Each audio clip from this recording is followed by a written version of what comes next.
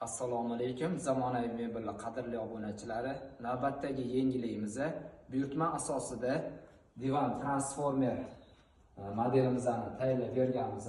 Materiallarini ham ko'rib turibsizlar, shunaqa to'q rangda tayyorlab berganmiz. Bu divanimizni qulayligi kravat qilib foydalansa ham bo'ladi, stol qilib foydalansa ham bo'ladi.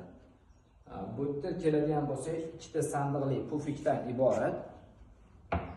Ichlari laminatdan qilingan, MDFdan kengina kerakli narsalarni joylab qo'yish mumkin. Bod gaykalarda qotirilgan mexanizmlari baquvvat. Ishlatilgan mahsulotlarimiz bu yerda Paralon 22 plotnosda Paralon ishlatganmiz. Karkaslari samarezda baquvvat qilib yig'ilgan. Xo'p, buni ishlatishingiz uchun buni o'zini podushkasidan yostuv vazifasini ham bajarishi mumkin.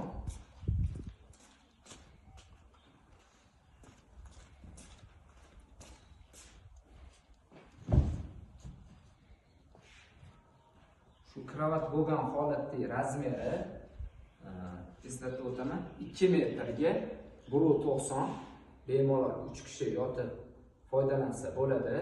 Bu asosan ko'p qavatli imoratlarga joyi ekonom qilish uchun olishyapti, foydalanishyapti.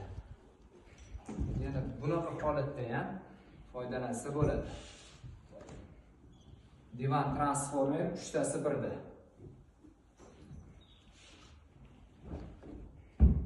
Ko'rib turganingizdek, bu holatda 2 metr bo'ldi, eniga 1.90 bo'ldi.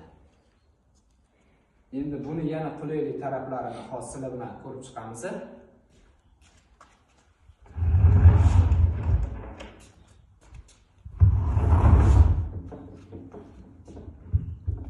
Bu mexanizmiga rossiyskiy mexanizm ishlatganmiz. Ko'rib turganingizdek, mexanizmlari ham bolt gaykalarda yaxshi qotirilgan. Ancha yildan beri bu mexanizmlarni ishlatib kelyapmiz. O'z sifatini yo'qotmagan, yaxshi chidab kelyapti. Bu holatda ham mana tushirish juda qulay. Qo'yiladi. Mana bu holatda divan holatiga keldi. Mana podushkalarini bemalol o'tirish uchun qulay qilib qo'yganmiz.